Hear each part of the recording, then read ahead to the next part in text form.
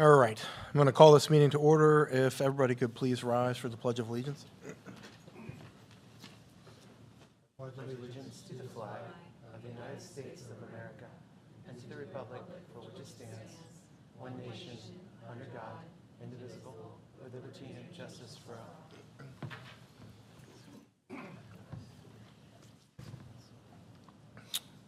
All right. This time I need a motion to adopt the agenda. So moved. Second. Any discussion? Anyone opposed? Hearing none, motion carries. At this time, are there any public comments on agenda items only? None in the crowd, none online. And we will now move right into discussion. Number A, continuing to review the proposed budget for 2024-2025 school year by function and object expense codes. Thank you very much. I believe our first item up is federal programs. 1190 federal programs is Title I, Title II, and Title IV. These are all governmental programs that we receive, and Ms. Snyder does a great job every year of reviewing our federal programs through e-grants, filing that information, and a lot of times we will use federal programs for salaries and benefits. And you'll see that offset in the revenue side, which will offset the expense side. And this is particularly for tracking purposes for us as we continue to make sure that employees are coded the right way for monitoring purposes. So I have a question. So when you're saying that these offset salaries, are those salaries listed in another place in the budget?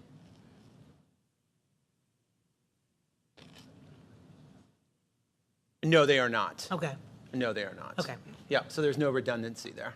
okay. Sorry, so it could be a first grade teacher here. Typically, Title I is school-wide, so we're school-wide Title I. It's going to be typically our reading specialists. Yeah, both of our reading specialists and our math interventionist are covered through Title I. Sorry. And with Title II, we typically we can cover different things, but normally in the past it's been in our data and instruction specialist that's covered with partial. I do want to mention Title II and IV, the numbers.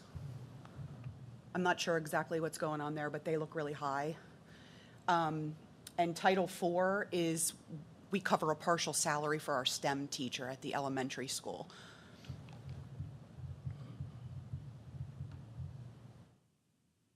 So the reason why some of the numbers are high, because it's salary and benefits, and we cover some of the offset, right, for those based on the revenue that comes in. So there's going to be some, when we look at 2 and 4, some of that is picked up by the general fund budget.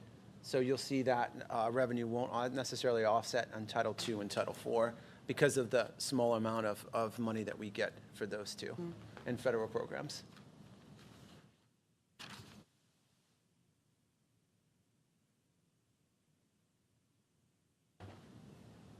All right, well, let's go into our next category, returning back to the budget summary. And that is, starting with special education, you'll see several subcategories in special education as it breaks it down primarily by program and how we are able to service students. So the first is our life skills at the elementary, middle, and high school.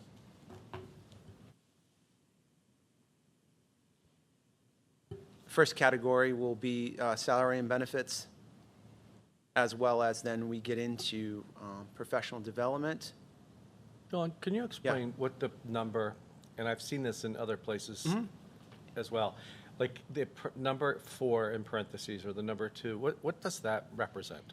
That's how many aides are assigned to that specific area. So if you look at under Teacher 1 and Teacher 2, there's 4 aides, 2 per teacher. So it's 4 total aides. Wow. And sometimes you'll see in here the word vacant. Yeah. And it'll have 2 by it. We're still recruiting for that particular area right now because we're not fully staffed in our paraprofessional or our PCAs.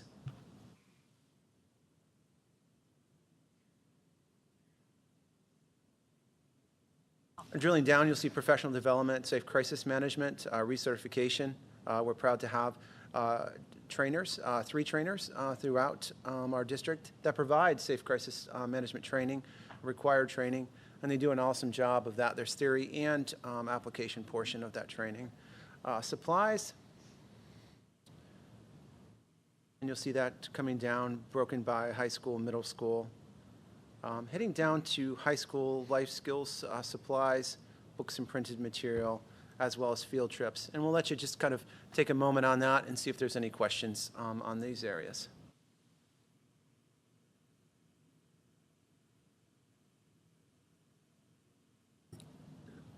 I think Dr. Jones had a question he had listed on the question sheet that I was also going to list. In terms of the Black Hawk Brew, where did the funds go that come in from the sale of that? Will that show somewhere else?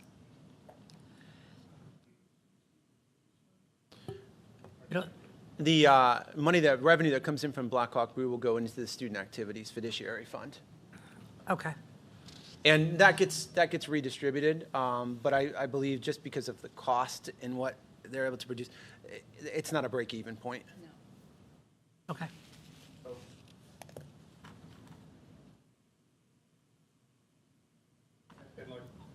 In the Student Activities Fund, unlike these funds, they don't have to zero every year.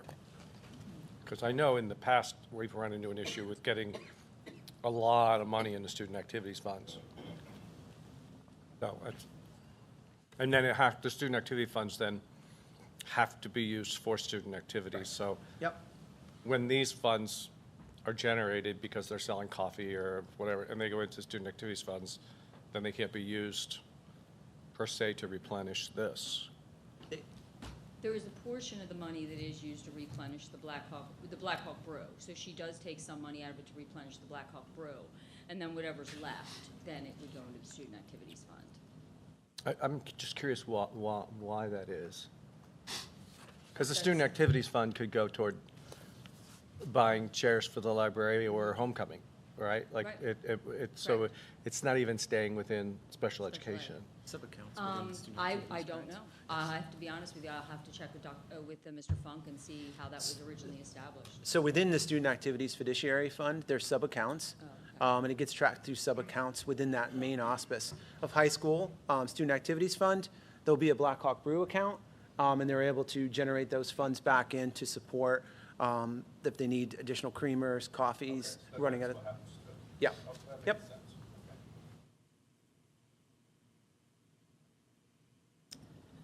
I think I had a question under autistic support that kind of related to this under field trips. You guys might have seen it.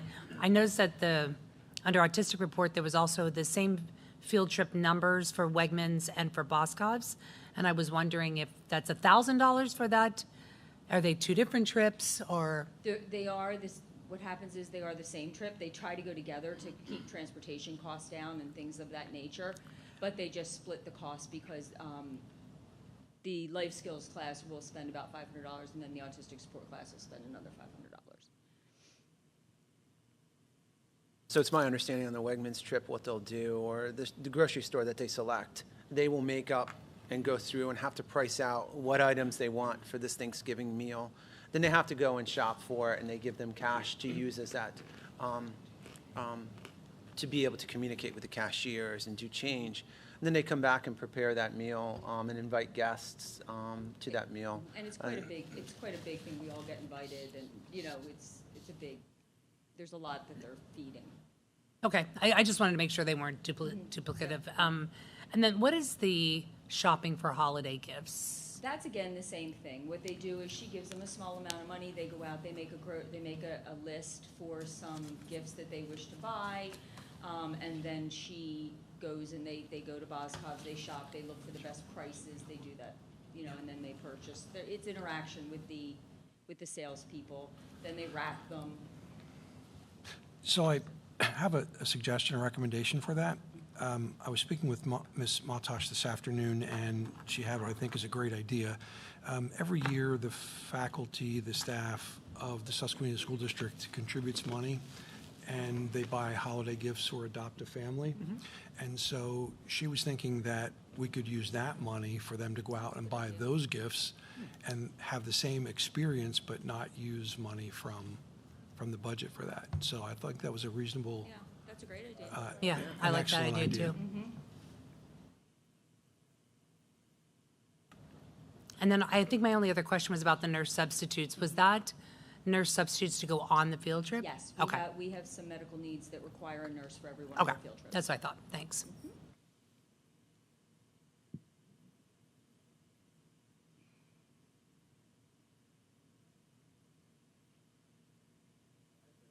Quick question. Are our life skills classes full? And Our I'll ask it then this way. Is there ever a possibility that we would have a tuition student coming from one of the other PICO schools if they do not have a life skills program at that level? I think in the past we've done Our that. elementary programs are full. They're bursting. We actually added in a second life skills teacher this year because we had such an influx in our early interventions. Our middle school we do have one or two that could, he's about one or two down from max. And the same with the high school. So yes, I mean, if there was a PICO school that had the opportunity, or they had a student that needed to be placed, we would accept them as a consortium.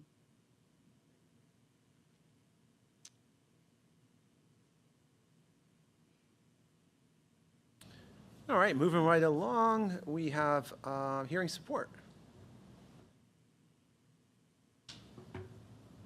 The first is a private school tuition for hearing support for the PA school, and a tuition associated with that, and that is, we receive state subsidy for that as well, and odometer, Audiometer. thank you, calibration services. That one student? Yeah, Yes. yep.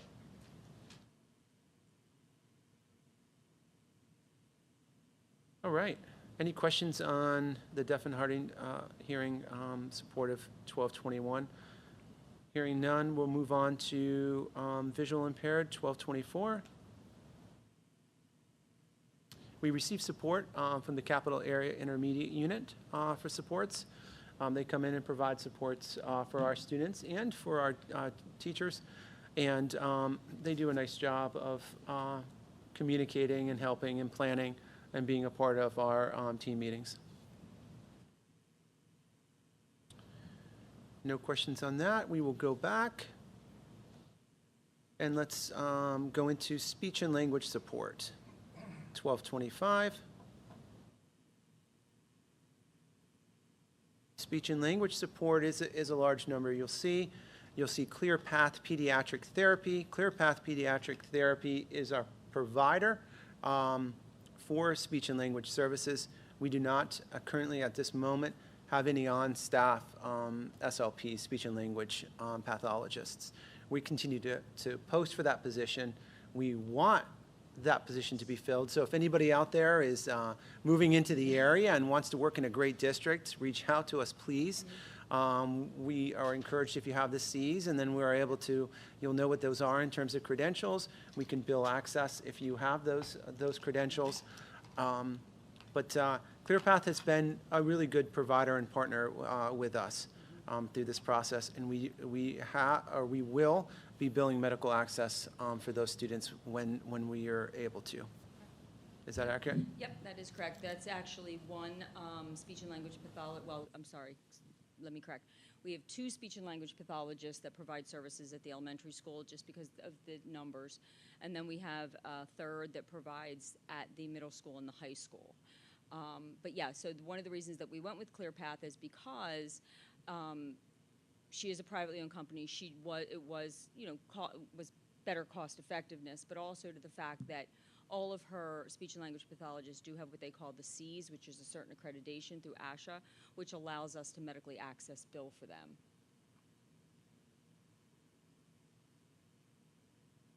All right. Any questions on that? Let's take a drive now into next program, 1231, emotional support. You'll see emotional support classrooms and programs are offered at each of our 3 schools. The first is going to be professional services. Some students, based upon need, based upon program, are utilizing off-campus contracts. Those off-campus contracts are not, they come at a price tag, certainly, and because of the level of services that they provide. They typically are in smaller environments. There is related services that also come, and those related services, I'll ask Ms. Bressi to talk about what some of those related services may be that you'll see that could be under where it says related services in the price. Our related services are the speech and language pathologists. The Hilltop is an IU program, so the speech and language pathologists, the occupational therapists, the personal care assistants, they all come through the IU, so they all bill at the IU rate. So many of it, you'll see there's different varying, services in there. The PCAs are the highest, so if you do see a student that requires a PCA, that's going to be even more costly.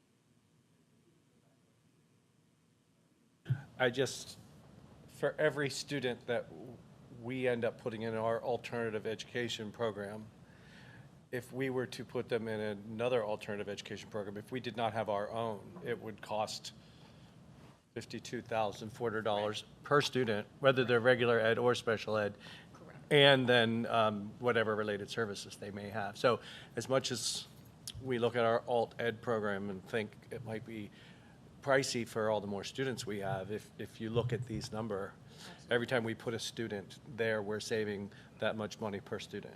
Correct.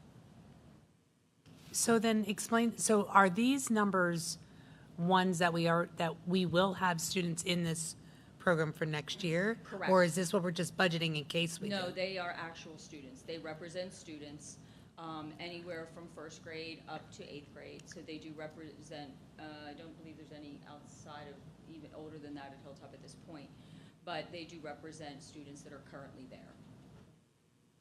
And that is next year's tuition, which we receive from the IU.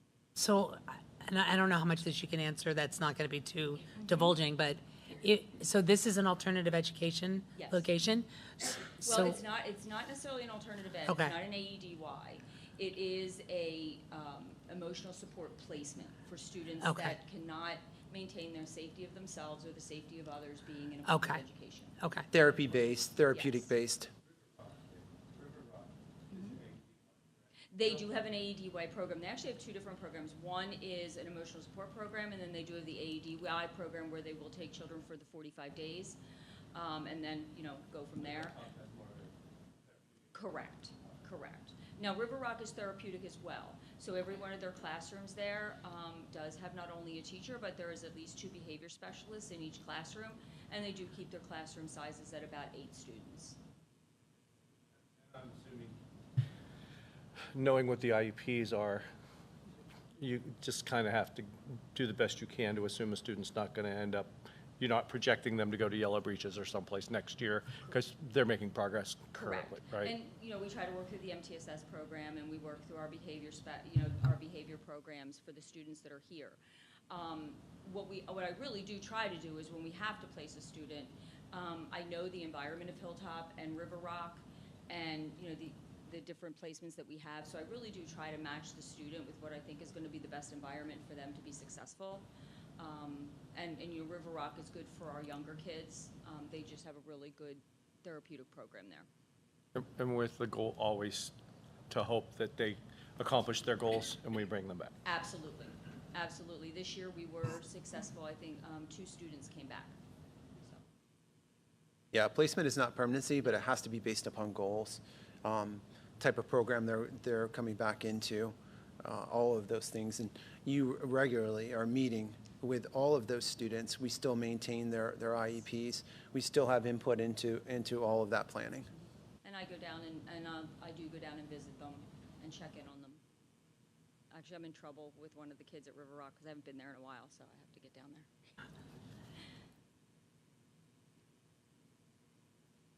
All right, kind of moving right along here, with salaries and benefits, and you'll see the vacant aide or paraprofessional positions as well. So I think I had a question about this. First of all, when it says aid SC and aid AD, what does that mean?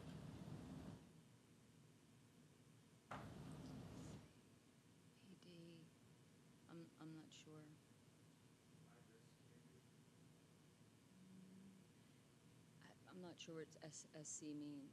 We do get, yeah, we do, they are high-risk aides because they do have to, be aware of certain behaviors and. That was not my question I put on the thing, I just saw it on now, but my question I had was, just based on the rate of pay for 8 SCs, if you multiplied that by 3, that would be more than what we have for vacancies. So I didn't know if that vacant number is budgeted high enough, if we were to fill all 3 of those spots. Does that make sense? Yes, back to your first question. So I use that as a reference to what teacher it belonged to. Oh, okay. So SC is Sarah Cunningham. Okay, got it, So okay. that's what that stands makes for. sense. Sorry about that. And so these aides were the lower level aides. They're not the ones that require the para label and at a higher rate. So that's what we have as an estimated cost for them next year. I'm happy to raise it if you think it's not enough. It's up to you. I didn't know what they're gonna be coming in at, and is that budgeted at the right amount because of what the other numbers look like? That's all I was asking. Yes, that's inclusive of this year's rate with a raise, and then the number of hours times the number of days times. Sure.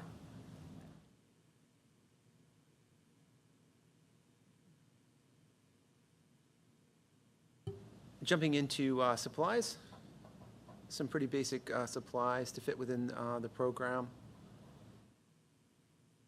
You'll see for elementary school, middle school as well, and you'll see some redundancy of, as we start getting into your pencils and your paper and your folders.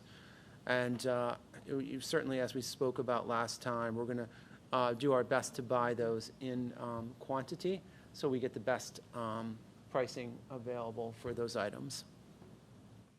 So under those supplies where everything looks like it was just duplicated, is that, like every item under high school supplies, looks like it was almost cut and pasted and then redone down below? Was that intentional, or is that 2 different? See how it starts with loose leaf paper, then goes to primary color folders, and then you go down, then it starts at 128 with loose leaf paper again, and everything is So there duplicated. was a teacher, Ms. Bresci, that didn't turn it in, and she asked if we could just duplicate the other teacher's order. Okay, So that's what I did. okay. Because there's 2 teachers at the high school. I figured it was probably teacher related, but the fact that it was just a cut and paste, Yeah. I thought, oh, maybe make sure No, it wasn't intended to be. There was one we didn't get in, so.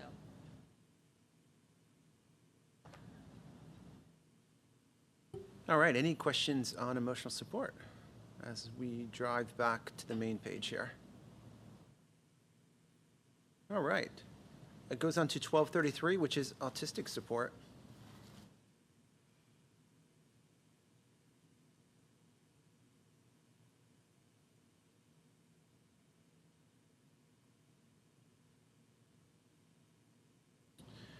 Autistic support as well. You'll see some off-campus programs. You'll see IU Autistic Support Susquenita. We host or offer a classroom up for the CAIU to offer a program. It's an intensive autistic support. It's a program that at this time we would not be able to offer. So a couple years ago, we made a commitment.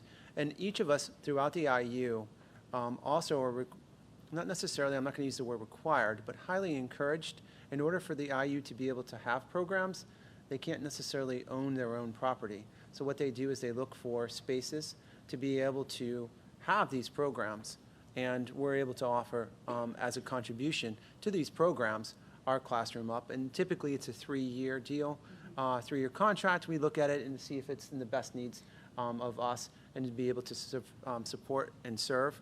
And the teacher in there has been absolutely amazing. She's fantastic. She's very good. And that tuition cost is per student, correct? That's quick, yes. And the ESY there, I assume not everyone knows, that's extended school year for students who will lose Yeah, retention, regression. retention over the summer, so they have an extended school year. Yes. And the autistic support students are part of something called, we call the Armstrong Group.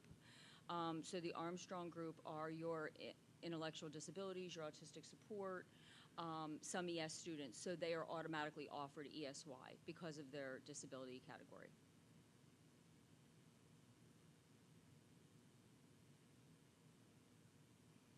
We'll Looking at some supplies for, if there are no questions on the first and top parts. Looking at supplies, some basic supplies as well. You'll see some books and material. Markers one seems to be an outlier. I was just curious if that was maybe a typo. $129.18. It's a lot of markers. It is a lot of markers. We'll take a look at that and see. Sometimes you buy these big marker kits that you pretty much have markers for forever, because they're those large Crayola packs I'm thinking of.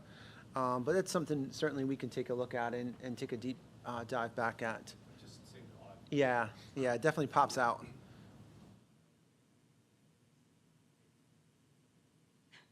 A lot of markers. They do a lot of markers.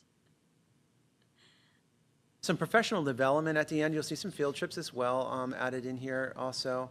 And we will take a look at the shopping trip, very similar to, and a great idea, very creative idea. I think that's great. You'll see some professional development, some VB map training, and the National Autism Conference.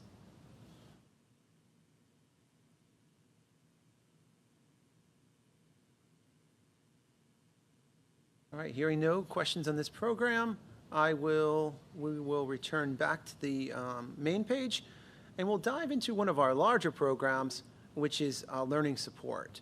That is really a lot, the majority of our students fall under the learning support program. So we'll see at the elementary school, learning support, you'll have the teachers there as well as the paraprofessional support, or the paraeducator support. Letters, Volume 2 training. There's a teacher that is ready to go into that Wilson Part 2 training.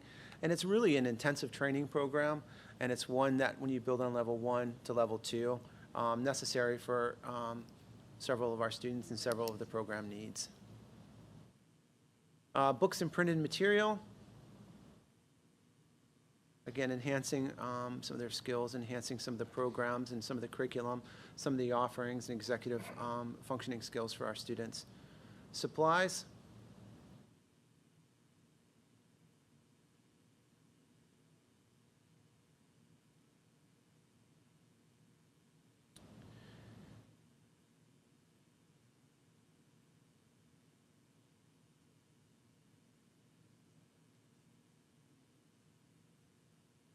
You'll see line 118, and that does pop out a little bit at $595, and not certainly to bring attention to that, but I think it's important. Would you talk a little bit about the SMARTS executive functioning curriculum and program, please? We have quite a few of our students that have executive functioning deficits. So as part of their IEP, they receive executive functioning training, and usually it's one time per week for 30 minutes at a session. And this is just a curriculum that helps support that. We have had one in the past, and it has expired, so this is just re-upping that. And that's also the same with social situation mapping. Some of our students require social skills just because of some social emotional needs, and that's the same thing. They get a half hour, normally once a week, of social skills, and both of those are provided by our emotional support teachers. The reason I had a question about that was I was just wondering if it should be under the curriculum part of the budget as opposed to the special ed part of the budget. I was just curious if it was a renewal or if it was a curriculum or what. I just thought maybe it needed to be placed elsewhere. It's a new renewal of a previous program. So it's not like the AP environmental science books we talked about? Right, okay. Just curious, how often do we have to renew that? I'm just curious. It's every 2 years. Okay.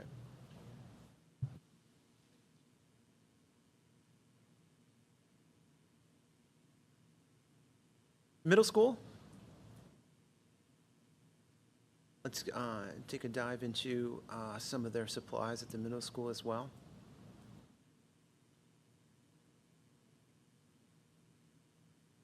You'll see some on line 150, some flexible furniture that the teacher wants. Try to get some of the wiggles out of some students for some wobble chairs. They seem to be well received among some students. I don't have the balance to be able to use one. Yes, yeah, that would have been perfect for him.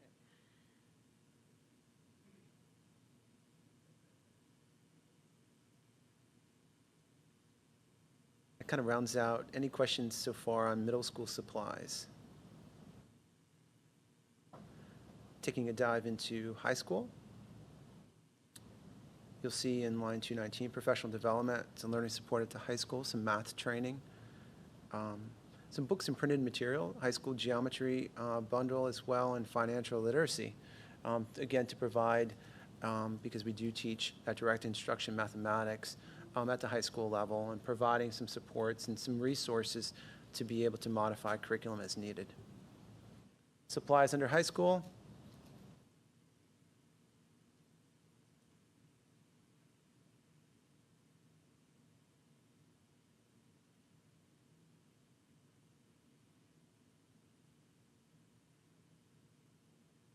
What is AB party?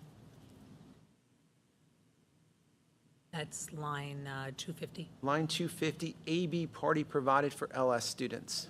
That's a party that is, it's not just ABs, but it's also students in the learning support environment that are not only showing ABs as far as grades, but also showing that effort and that motivation to do more and to achieve. So they throw a party for them at the end of every marking period. It's like an incentive.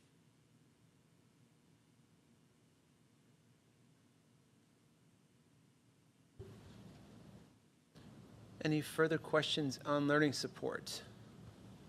It's a big category.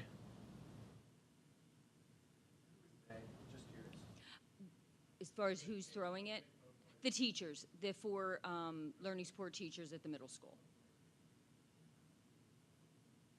All right, moving right along with special education. We're into gifted support. In our gifted support program, it's important to note that we have one gifted support teacher for the entire district, so she spends a lot of time at each one of the buildings. See some supplies here as well.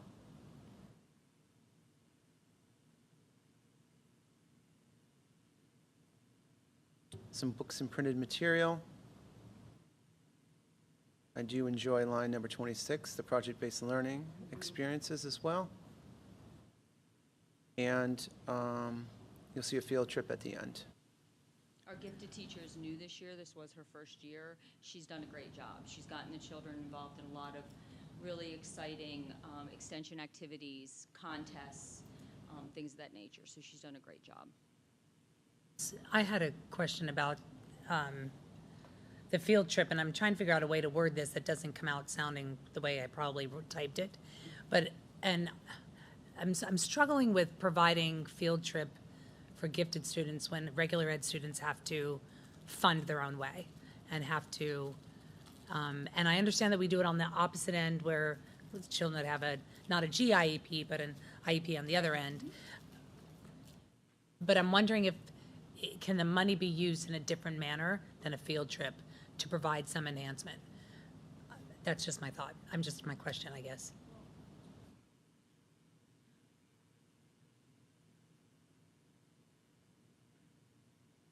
So we'll have to dig deeper into the field trip because it may be transportation actually for that when I look at $500. I think getting into admission into the Franklin Institute, I'm Pretty sure it's free. I'm not sure what the cost may be. But regular ed students pay for the transportation too. If they're going to the AP field trip, they're doing fundraisers, they're paying their own way to go, or the PTOs are paying. I'm just trying to find some equity for those kids that are regular education students that are having to fund their own way. I can ask. I'll delve it. That is K through 12, yes. I'm fully confident that the learning experience, we won't let the price get in the way of the learning experience. So I'm pretty sure that the teacher in the class would be willing to fundraise or drive or do what they need to do to try to do something to offset the cost and put some and use that as a way in a learning experience to be able to get there, certainly to help provide to offset that cost 100%. That's all I'm asking. Like I said, I think when my son was in 8th grade, they went to the Franklin Institute But again, it was either funded through the PTO or they paid their own way to help offset the cost, so. Yeah, and I can't speak for the PTO, but I can say they've been phenomenal at elementary school, middle school, supporting field trips, programs. So, yeah, I'm confident that a conversation amongst the buildings and a conversation amongst the students and the teacher, we can come up with a way to make this happen. Question on that, though. If we pay for both our special education, so how do we justify paying for it on one end and not the other? If we're talking about equity, that doesn't make sense to me. I think my only question on that one is the other quote field trips were really direct extensions of the learning because they were learning how to use money, they were learning how to buy things. It wasn't just an educational trip, but it was almost an extension of the literal extension of the classroom. It was community-based instruction. Yeah, so I think that would be the only reason I would think that's just that's how I'm in my head. I think it's still enrichment that you have to do on that. I know, that's my, Yeah. But We'll check in, I'll check and see. I know that, there's other groups that do go on field trips. I want to check and see how they're funded as well. Okay. We'll get more information on that.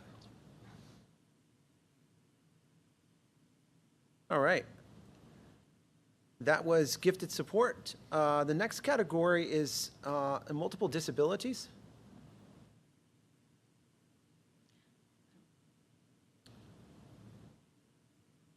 I don't know why that's on there. that was last time. 1270 was last time, because it's yellow, it's orange. Uh-uh.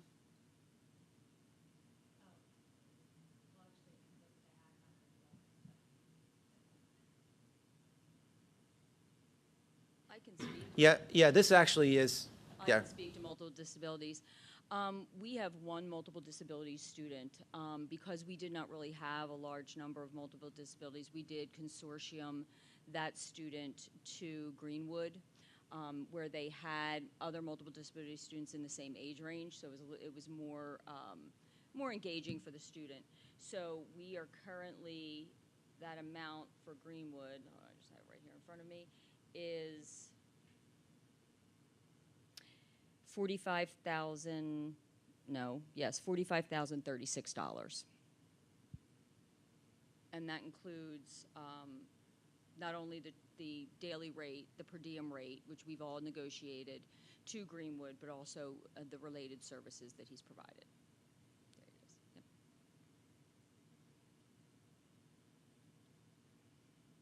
Thank you.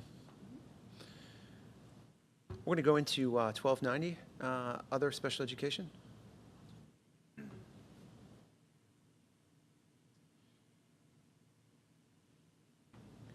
You'll see here, under other special education, teacher, half transition counselor.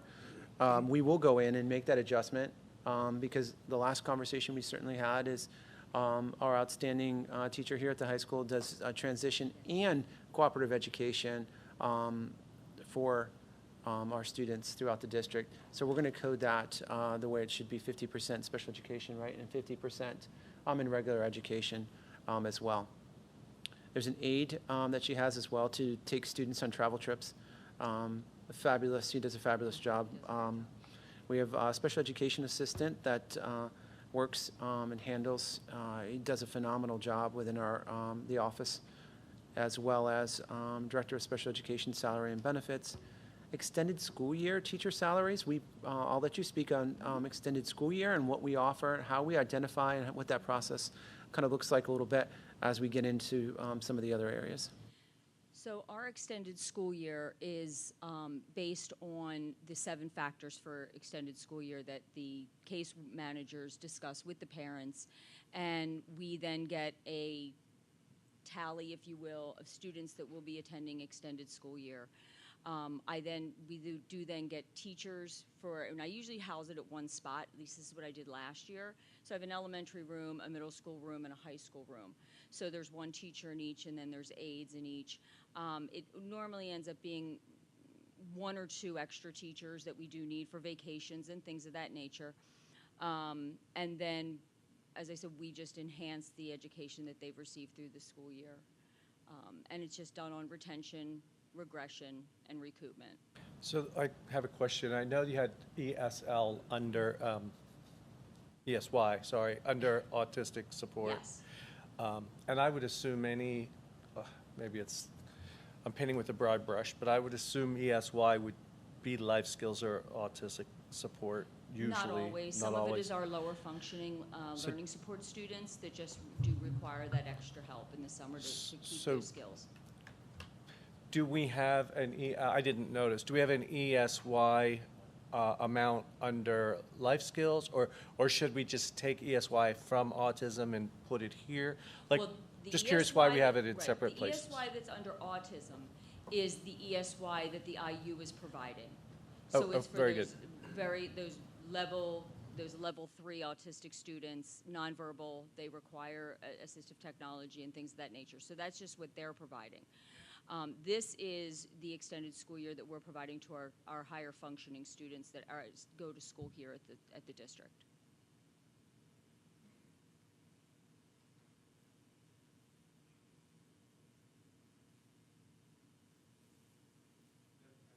Ask the question Sure. also. I was just curious why the STEM Summit falls under other special education. That has to do, I believe that has to do with Mrs. Flowers. Mrs. Flowers is the one that runs that STEM Summit. She's the one who does that for, bringing outside vendors in. Yeah, but that's for the entire school, correct? It's one grade at a time. It's an entire grade. So I was just curious as to why it was under other special ed. Just, We can move it. I think it was just put there because she reports to me, so I believe it was just, that's why. Yeah, that would be the same with 28, 29, and 30, although that does categorize into some of those experiences that for does. students. So I think it could go 50-50 either way, but I think it's just could go. feels like it would fall under curriculum or, What if it went under her other location, like the other part of her job? Is Or- it for all students? It is, yeah, but the mock interviews are for students that are either in co-op or are in work experience. So it's both. I'm comparing it in my mind to junior achievement almost, which is we do that, and that fell under counseling last week, if I remember correctly. So I just, Yeah, the seems mock odd. interviews does have more to do with our special education population because it does work with our work experience students. It helps them to go out and get. I'm just trying to get more money out of your budget so you don't I look know, like you're so spending it doesn't all. look so bad. I appreciate that. I do. I really do. It is a school, it is a school-wide thing, bringing all those people in to work, and it's a big deal. Absolutely. And the good news is, at the end of the day, it all comes out of the same. But we certainly can take a look at that in 22, 23, 24, and we can move it into the category of CNI.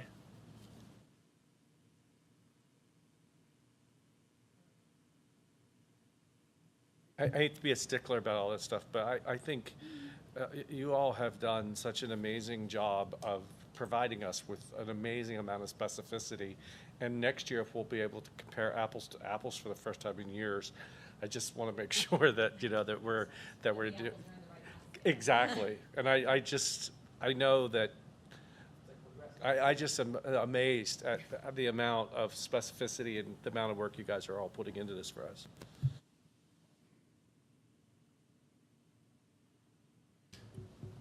Along to the bottom of this as well, you'll see some field trips and transportation, case conference, mileage for the data summit.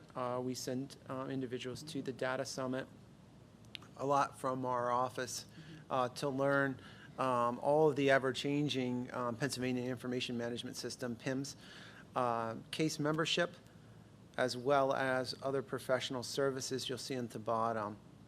We do, and we're fortunate to have an outstanding occupational therapist and what she's able to do and provide for our students. It's a contract, and so it's contracted services.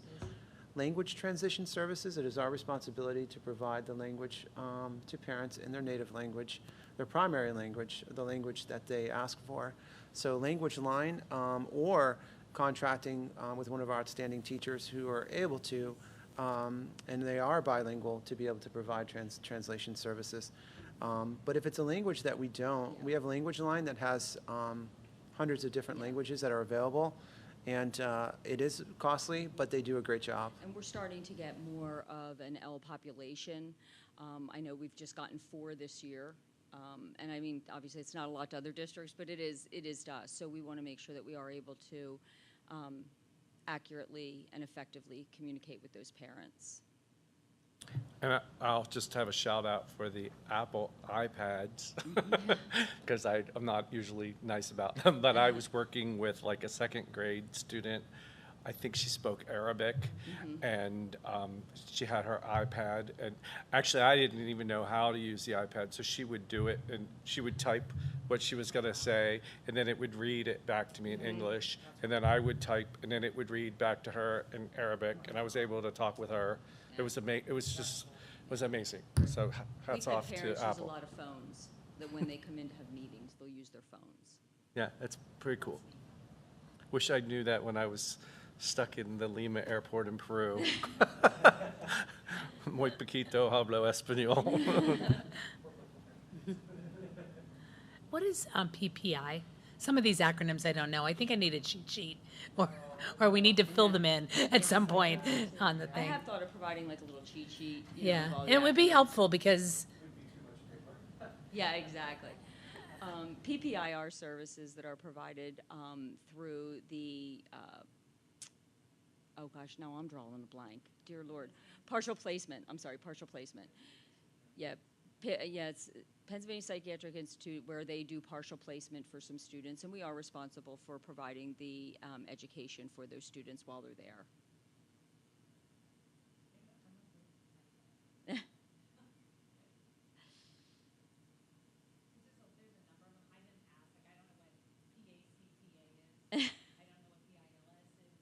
Pills. That makes 2 of us. No, just kidding. PACTA is the Pennsylvania Career and Technical Association, and there's a membership associated with PACTA. And with PACTA, you get a tremendous amount of support from an outstanding organization that they send a lot in terms of being able to provide work experience. I'm not questioning the money. I just wanted to know What it meant, what it was. I don't know what The pills course, yeah, the pills, well, yes. Oh, no, We got no, it. that pills is actually, that pills is actually for the assistant. He does a lot of, he helps with a lot of the data. Yes, he did a lot of data reporting. To me, my assistant, Tom. He does a lot of the data reporting, the special ed reporting to the state. So he goes, pills, I forget what it, well, no, this is also the pills that you report, or PIMS, rather. That should be PIMS. I'm sorry, it's PIMS, not pills. It should be PIMS. Yeah, it was a typo. It was my typo. Yes. Right. And but that's no cost. It's PIMS, PIMS. That's my mistake. No, and pills is no cost, and they just changed the rules, which is why I have to take it. Yes. Yeah, you got it. Yes, sorry. Yes, thank you. I apologize. That was my mistake. I probably had pills on the brain. Yeah.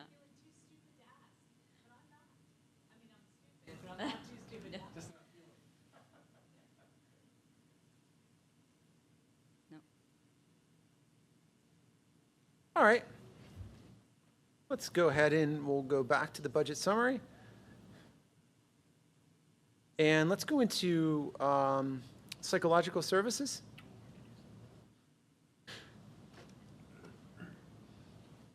Psychological services, we have 2 psychologists. They're outstanding. They do a great job. They're continuing education. The National Association of School Psychology, you'll see in 11, and we'll add that to the alphabet soup of education, NASP, so the National Association of School Psychologists. It's a great conference. There certainly are school psychologists stay up to date with the ever-changing DSM manuals. They change, ever-changing, latest research that's ever evolving with academic journals. The American APA, or the Association of, APA. I should know what that is. I looked at manual. What is it up to? Manual number 9 now, maybe? I don't know. APA style guide. But this is providing a tremendous amount of research and database research. Pearson testing material as well that they have to have in order to be able to use effective and solid testing on students as well. And memberships on the bottom, again, is a part of the Act 93 agreement for these individuals. So I have a question. When you say we have 2 psychologists, is that the first line is representing 2 psychologists and an intern? Or a psychologist and a psychologist? It's a psychologist and a psychologist. The psychologist intern, she's just finishing up her internship. When she came with, we were very fortunate. When we got our original psychologist, Dr. Reese, he already had her as an intern. He is probably one of the 3 psychologists in the state, school psychologists in the states that can actually take interns. So when he came, she came with him, which was really a benefit to us. So one thing I think it's really important to add is, and I know you spoke and you educated me on this, is one of our school psychologists is a neuropsych. So he's able to do these neuropsych reports in-house. And that has been not only great for us, but a cost savings that he's been able to do. We have he's done approximately at this point 5 neuropsychs that we would have had to farm out to other neuropsychs outside of the district at a cost of anywhere between $2,500 to $5,000 a piece. So he's been able to do them in-house for us.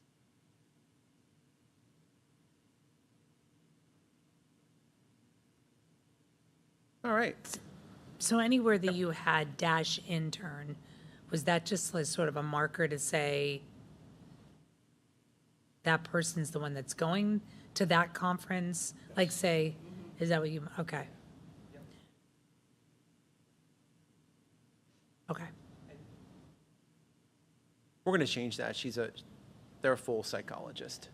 And she is going for her, she is a full school psychologist. She is in the process of going for her neuropsych degree as well.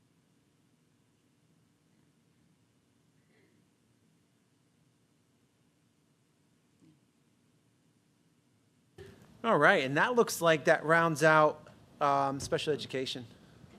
Yay.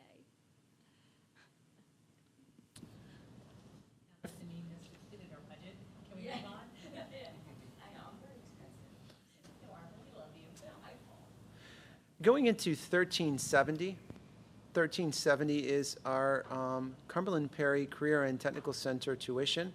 Our tuition is, of course, made up of our percentage of students, and that percentage of students certainly is formula-driven based upon enrollment and average daily membership of 5 years. So it's driven by, it hasn't really at this point changed. And what we also do is if there are vacant slots that are available for others from other school districts, and we have some students who are on and available, we will, and I will, sign that form that allows us to go above our particular allotted spots to get students into career and technical education.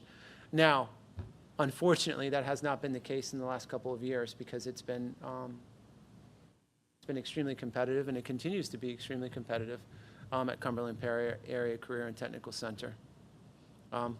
We're certainly hopeful with the expansion of programs. We will see an expansion, I'm sure, of their budget, but we will also see an expansion of availability, and that's something we're excited about. career and technical education certainly is something that I'm extremely passionate about, and something I believe has demonstrated to be able to walk away with certificates and stacking credentials that students can enter the workforce and or use those to enter, of course, into 2 and 4 year degrees with the skills and knowledge already in a very global and changing environment. That was a little more than just talking about tuition, sorry. Well, about a month ago, I was with the director over there, and he was, and this is the exception, not the rule, but he was telling me about a student who's interning, who's making $28 an hour. So, not a bad gig. Great, and we will go back, and I will try to stay on pace here. The next is adult education.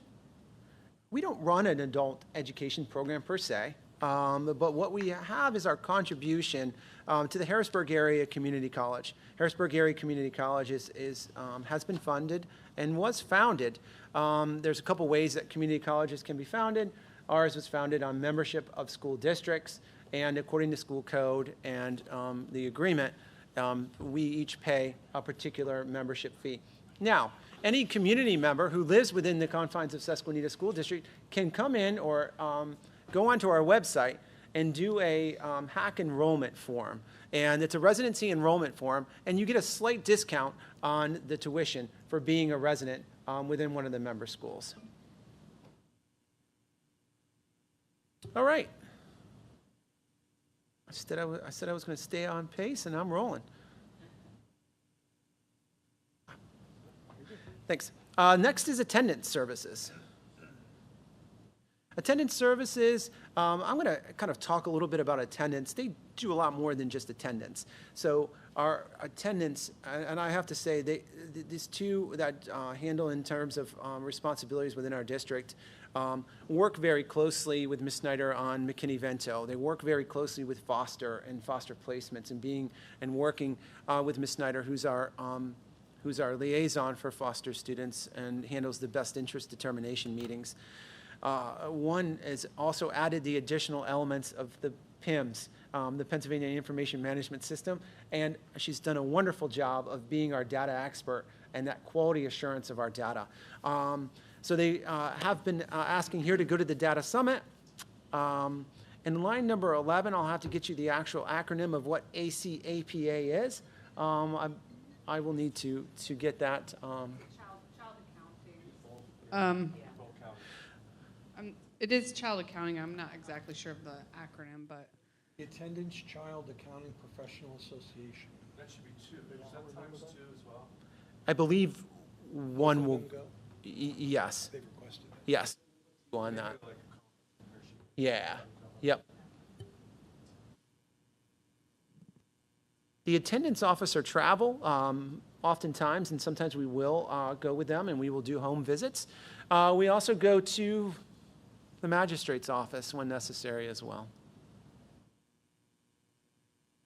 And the last part is the notary licensing, so we'll get that number and put that in there as well. And it's very important to have the notary on staff here as well for a lot of different legal documents, affidavits, that will come in the office.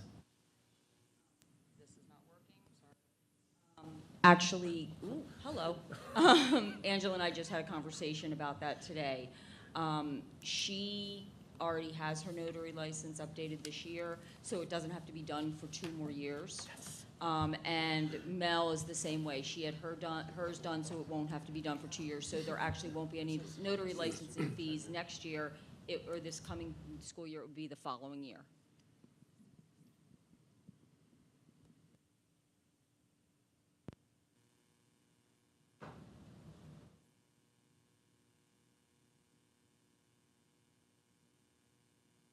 Great, that rolls out attendance. Let's go into board services 2310.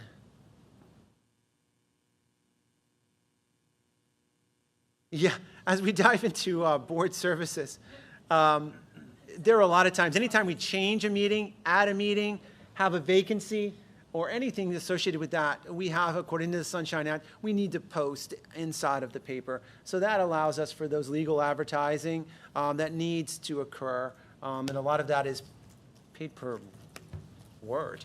So again, that number, and that's a requirement. Board members travel, small amount. Obviously, you put in a tremendous amount of time, a tremendous amount of hours, more than we can ever thank you, and you get a small amount in terms of your travel to come to meetings. Board meeting supplies, that is anything we may need. We could do a conference when we a workshop, also some of our meals. Again, the hours that you put in, being able to at least be able to eat together makes a big difference. But this also allows us, if we need and we want to go on a small retreat together, allows us to have that, that opportunity as well. Perry County Chamber of Commerce, we all participate in the Perry County Chamber of Commerce. We've been a member for several years, one of the few schools, but yet we do get a lot from being a member of the Chamber of Commerce. We're able to post jobs on their website, and we have before. We're able to host, and we have hosted, a Chamber of Commerce event here that was outstanding, and our students benefited so well, and we're able to demonstrate. And I think it's just good for us as a district as we continue to be a part of the community. And the last is our Pennsylvania PSBA, which is the Pennsylvania School Boards Association dues. And in those dues, one thing that is important to note, that we added that a little bit more this year, kind of moving over, because it allows us to go into their Safety Institute. The Safety Institute is this outstanding training facility that they have connected. And it allows us as an administrative team in the summer to go. Otherwise, we'd have to pay a la carte. Now, with this, it makes good fiscal sense for us to include it in here. We can go as an administrative team, and then we get the chance to bring other individuals there as well. And it is outstanding.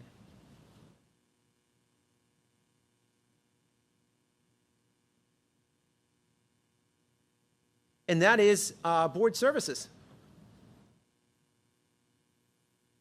All right, we're going to have some fun with tax assessment and collection services.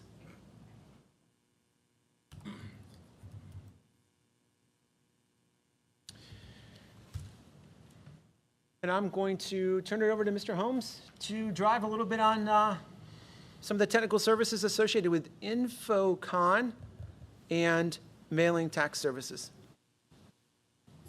There's a service that we as a district use to send out our homestead, farmstead, and other related notices. So we use InfoCon. They process the information. We provide the real estate bills to the real estate tax collectors. They put them in envelopes, then give them back to us, and we actually mail them for them. So that's the process and the postage that we're required or we need to provide our real estate tax bills and our homestead, farmstead applications.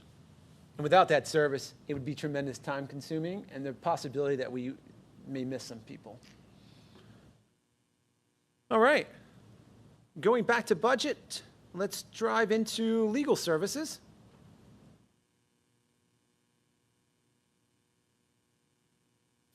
Legal services here, you'll see legal services in the past. We have legal services for a plethora of different things, consultation on policies, consultation certainly for you as a board, the solicitor who attends meetings certainly at your discretion, provides consultation to us as an administrative team, consultation also to special counsel for special education, consultation as well for other events that are going to be transpiring that are important for us to have. Should that be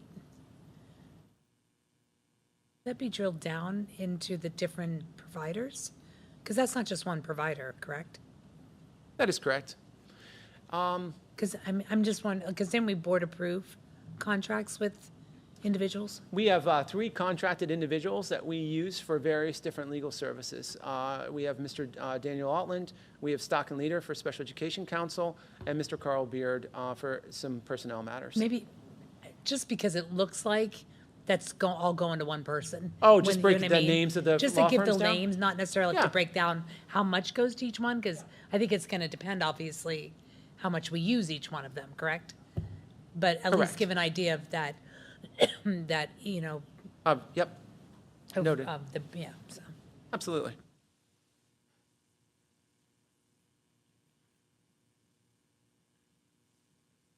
While they're doing that, speaking of which, we all got an invite to a Stock and Leader conference and a dinner, which I don't know, it's like braised something. But as long as we're paying them, I'm going to get a free dinner out of them. So Choice of chicken or braised beef short rib? braised beef. So I've already RSVP'd. I'm going to learn something and get a free meal. DRSVP for you. Yeah. So anyway, if any of you are considering it, might be a good evening. But I think it's very clear to point out to the public that it's a law-changing meeting. Correct. That they're offering to educate. Legal Legal update. education. Yeah, it's a legal yes. update, It's right. not just like, you're paying us and we're going to give you dinner. It's a, Oh, that's part of it. well, no, Ms. Dr. Jones, it's because they're providing us an Annual education. school law update, and There we it's go. good information as well, yes. Well, the one thing Stock and Leader does an excellent job of sending out a lot of different notices, and so does Dan as well. Dan does a great job of communicating when he sees things come across the horizon to us, and he'll reach out directly. And Stock and Leader does a good job also to all of their clients, and they'll certainly continue to send those legal briefs out. And they host these sessions for all of us as client information sessions. They really take a deep dive into a lot of information pertaining to a lot of different areas of education law, and their full team there as well. So let's go into the next one, which is the Office of the Superintendent. Under the Office of the Superintendent, you'll see superintendent salaries. Please note that number at the top is salary and benefits, as well as outstanding, I'm going to say, really the heart of all the district, and being able to connect everything is Dee. She does an outstanding job, and without her, I certainly would not be able to keep my head on straight. District office staff travel, that is in the event any person in my office, we need to go somewhere and it's not enumerated somewhere else, we will pay them the IRS mileage if we cannot provide a vehicle for them at the time to use a district vehicle. Holiday miscellaneous cards, we use Smilebox, and we send out on our electronic holiday card out, and it's outstanding. And it's fun, and I like it a lot, instead of sometimes getting something and you look at it and you say that's great. And the ones we do get from other schools and other people, I do put them on our bulletin board in the office. I like that. Office supplies for our office here as well. PARS is the Pennsylvania Association of Rural Schools, and PARS does a great job of providing us with legal updates. They provide a lot of legislative updates, and they do a great job of working for rural schools. Oftentimes, rural schools get missed out when it comes to basic ed funding. They get left out when it comes to other reforms, because we worry a lot of times about the smaller and we worry about the large. But like the Goldilocks, those are just right, sometimes get left out. Well, PARS does a job of advocating for us, and they do a good job too. If I reach out and I'll say, what does this mean? They'll get back relatively quickly as well. And the other is PASA, which is an association I belong to, which is the Pennsylvania Association of School Administrators. And I'm super excited for the executive director now at PASA, Dr. Sherry Smith, who's a retired superintendent, also experience of being the assistant director at PDE. She's got a great vision and has done an excellent job with PASA. So I'm excited to be a part of that program and continue to learn from some outstanding superintendents in the field. So thank you for allowing me to continue that membership. All right. Driving back to safety and security, 2660. So under professional services, we marked it as school resource officer. It could be school resource officer, it could be school police officer, it could be safety security officer, and that is a placeholder. Currently, right now, we work with a third-party contractor. We're always looking at what provides the best level of service for our school district. How does that number compare with what we're currently paying the third-party contractor? Currently, right now, we are paying for 2 safety and security officers, but we were fortunate to utilize the PCCD grant, which stands for the Pennsylvania Commission of Crime and Delinquency. We did re-up and try to apply for that again, and it's a competitive grant, so we're waiting to see if we hear back from that. But it is relatively comparable to what we've been paying. Every year, we start seeing different security companies will propose their rates of service, and we'll look at that versus what are we able to, if we're able to have our own individual, what does that look like, and what level of service are we able to get? So we're still into that process of reviewing it. Company we have, is that, what's the INS, is that what it's called? INA, Information Network So Associates? if we stayed with them, it would probably not be covered by grants any more than a portion of this. I'm just trying to imagine, it sounds like this is going to be $85,000 added to our budget that wasn't there before, either because it was curtailed by grants or something new. So it always was in the budget, it's just the revenue piece was added by the grant. And like most grant funds, unfortunately, sometimes you're exactly right. You can't necessarily depend on them, but if they're there, we're going to go after them to apply for them, and we're going to continue to go after and apply for them. But this 23-24 school year was the first year that we were able to offset that expense with revenue from that grant. Previous years, that line item was always in the budget. Absolutely.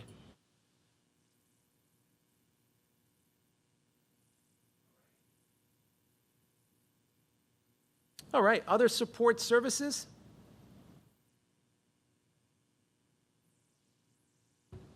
Being again a member of an intermediate unit, each school district is required as a contribution to pay for services. Some services are free and some are enterprise services in which you have to pay per cost, but it is based on the operating agreements as well as school code. The CAIU, the Capital Area Intermediate Unit, or Intermediate Unit 15, is our intermediate unit, and the $15,640 is a budget from 23-24 to this year. They've kept that cost the exact same.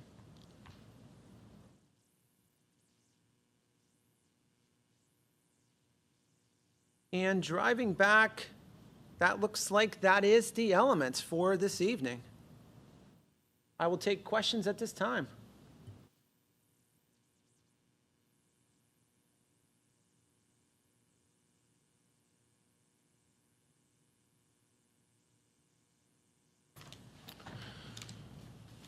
The only thing I noted just was a correction. Just now that I know we have a category called adult education, on 1490, alternative education, if you open that one up.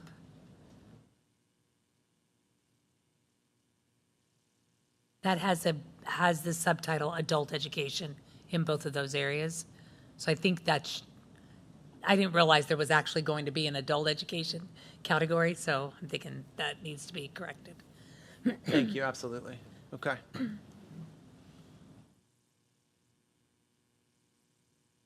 And again, some of these, what we do is when you work in multiple different platforms, and then you begin to transition and change this over into this intuitive format so everybody can see and share, things definitely, unfortunately, get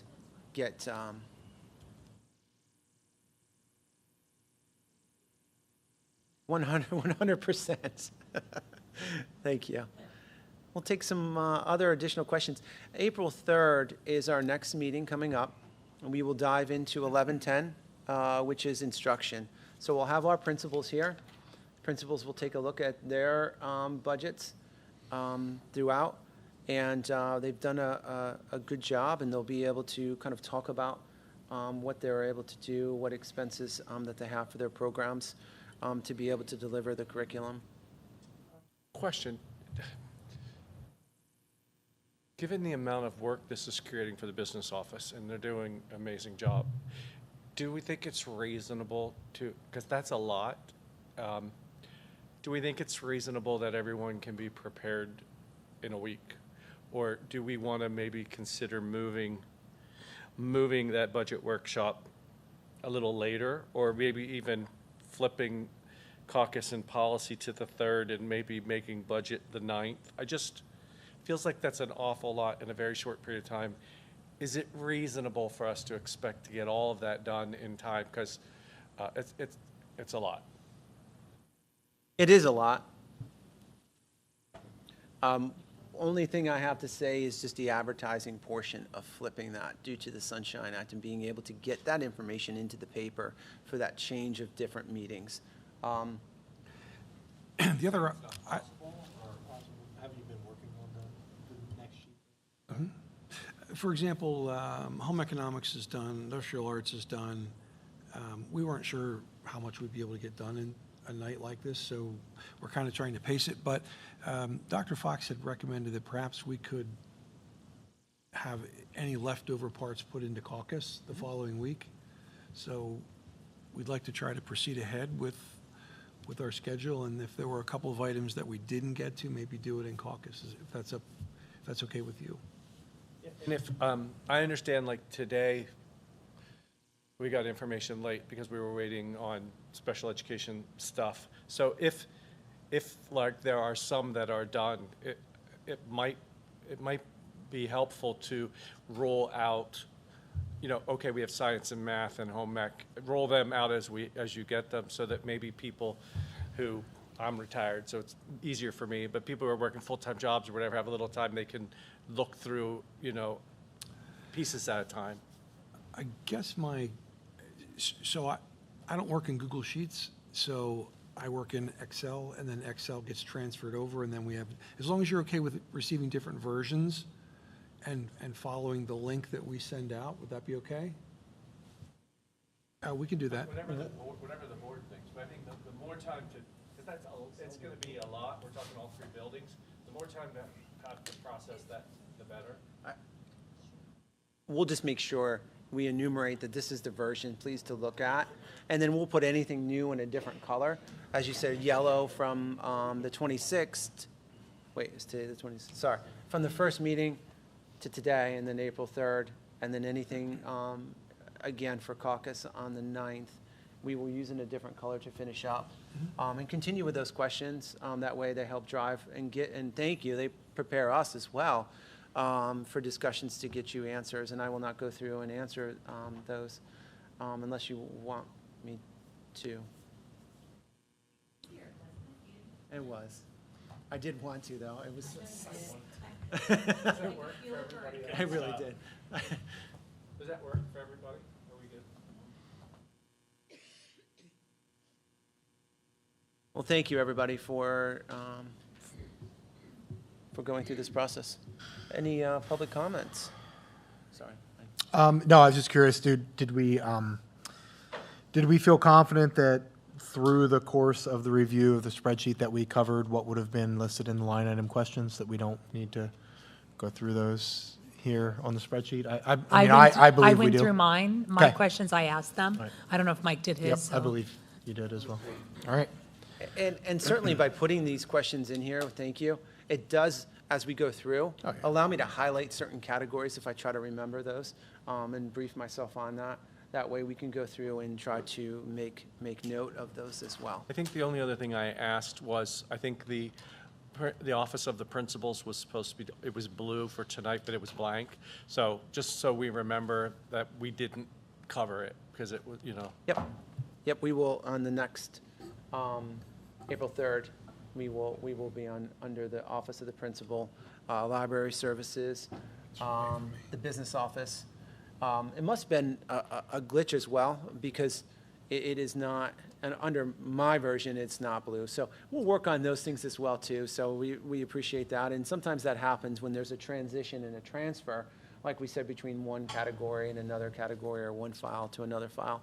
So absolutely, we still have some work to do. Commend the business office for all the work, our directors for all the work, and it's a good practice for us too as well, because it is not only going to be a budget, but it's going to be us cost control as we continue with this process.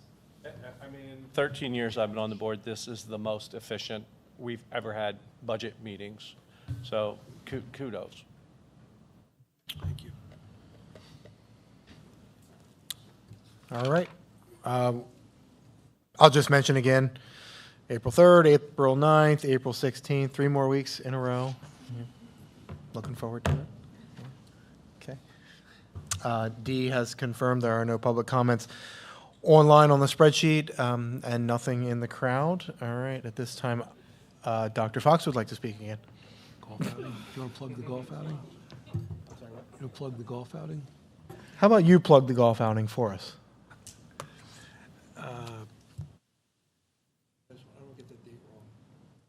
If I tried, I would get it wrong, so that's why I'm looking. In the meantime, while he's looking for information on the Blackhawk Foundation golf outing, I do want to honestly and sincerely thank each of you for all of your time. This is a tremendous amount of time and detail to go through each of these items, but being stewards certainly for the community and of taxpayers, making sure that within the confines here within the school district that our teachers and students have the materials that they need in order to be able to deliver the curriculum. I sincerely thank you, and I wholeheartedly mean that. Thank you. Golf. Susquenita Blackhawk Foundation Golf Outing will be Friday, June 28th. Cost will be $85 per person, and excellent prizes, but just wanted to get that plug out there. Please, on your calendars, Yes. Friday, June 28th. Always a good meal after, and always some good conversations on the golf course as well. I'll be driving around to make sure I harass everybody.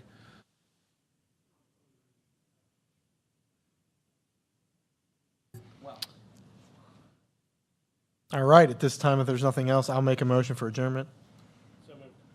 Second. Any discussion? Anyone opposed?